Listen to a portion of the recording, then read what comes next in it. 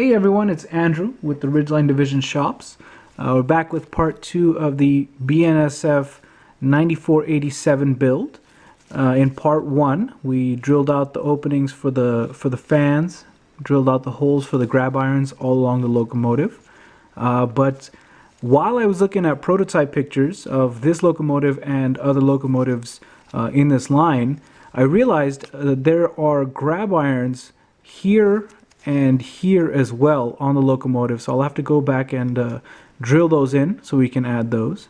But things I'm going to cover in this video, smaller details, more unique details. We're going to talk about the antennas on the roof. Fairly simple in this case. I've cleared off most of the details from the model itself, but I left that post there, that antenna post, because that exists on the prototype itself.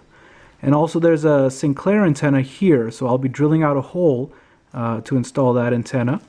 I'm going to go ahead and drill out holes for the windshield wipers.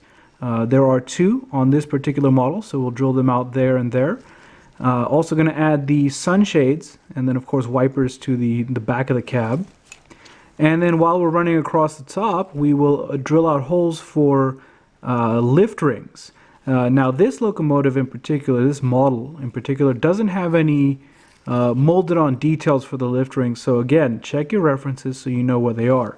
And when I say molded on details, I will reference this here is a Kato SD40-2 shell in particular, and you'll note, hopefully you can see them in the video, there are these little molded on details all along the roof.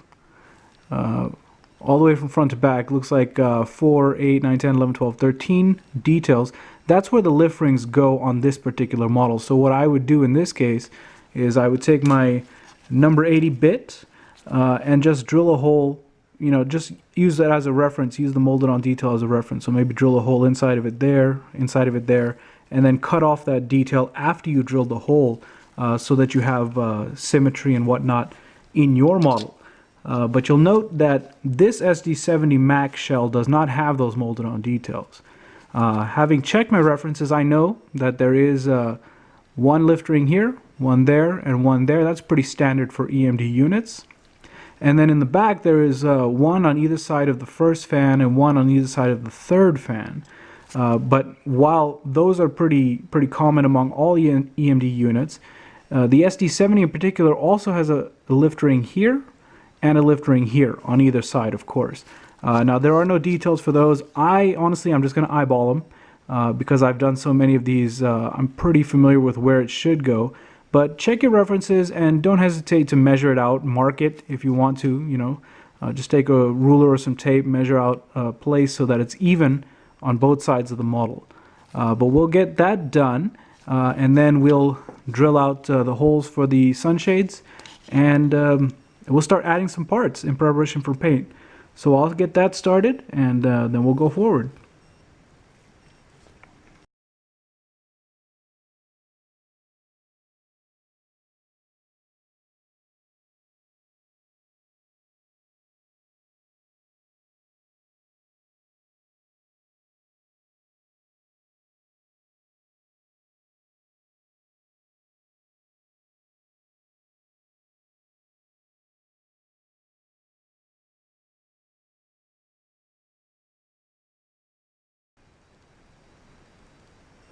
Okay, so drilled out the holes for those lift rings. Like I said, there are no molded on details here, so check your references, but also make sure that you maintain some symmetry. So find a frame of reference on the model itself. Like here I used this bolt and this bolt molded on detail, and kind of put the hole about halfway between them near to this to the bump in the housing.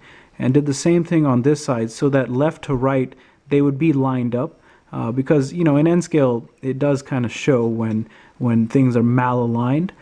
Same here. I used the alignment of this raised up notch, kind of came down to the middle of this housing, and used about the same spacing up and down and left and right here, just visually, but made sure to keep that even on both sides of the model so that from a distance you can tell that they are evenly aligned. Alright, so those are the lift ring openings there. Next thing we'll do is, like I'd mentioned earlier, there is a Sinclair antenna right about in this area here, between what was a molded on detail there and a molded on detail there. So I'll go ahead and drill out the hole for that. Right about there, single hole, and then just install the antenna into that hole once you're ready to start adding the parts. So we have lift rings, we have grab irons, we have fans, all the holes for the antennas. Next thing would be to drill out the holes for the windshield wipers. Now the windshield wipers, and I know this through experience, the best thing to do is drill a hole above this molded on detail, kind of right in the middle. And then when you bend in the windshield wipers, they kind of fit right into the opening. So we'll go ahead and do that. Just in the middle, right above that molded on detail.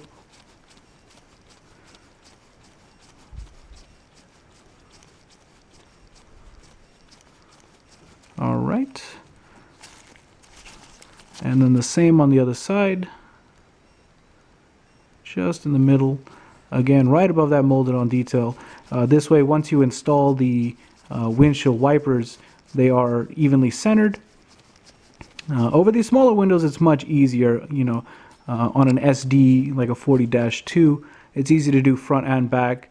On a wide cab engine like this Mac, it's a little bit more difficult. These front windows have two windshield wipers on either side. So the best thing to do here again is pick a frame of reference and then install the, or you know, drill the holes based on that frame of reference. What I'll do, I'll probably use the inside line of this, the number board, and then the outside line of the number board as my frame of reference for these openings, and that way I can have the wipers installed evenly on both sides, so that when you look at it from the front, they do look evenly installed.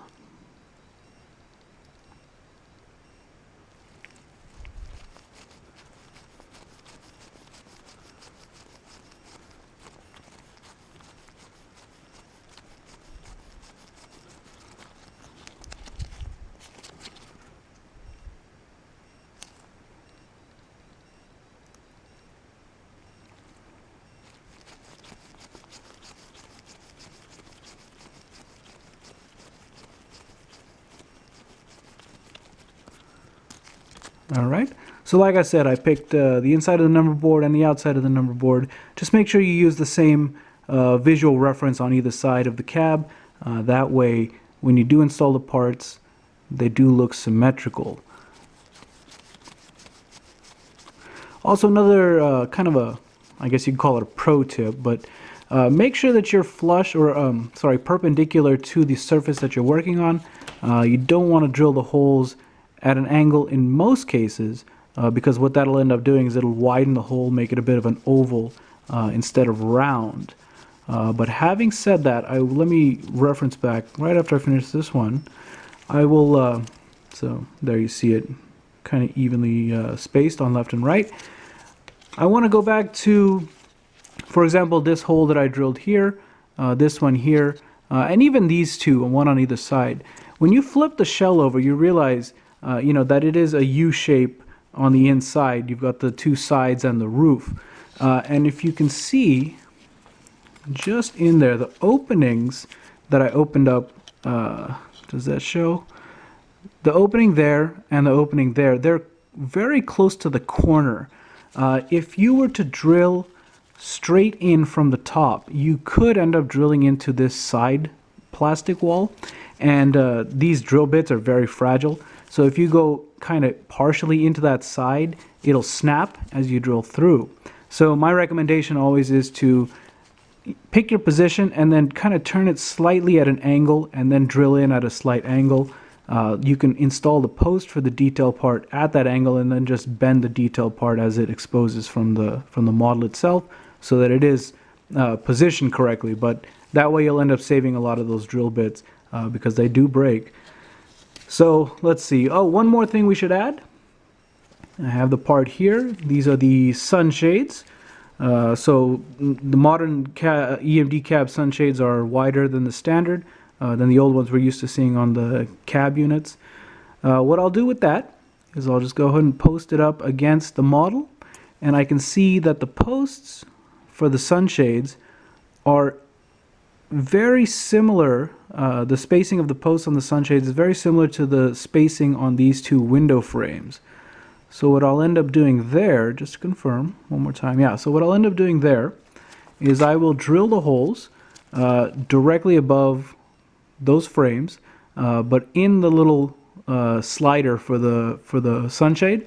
That way they're equally spaced on both sides and they're centered over the windows, and easy enough to install. So go ahead and get that done.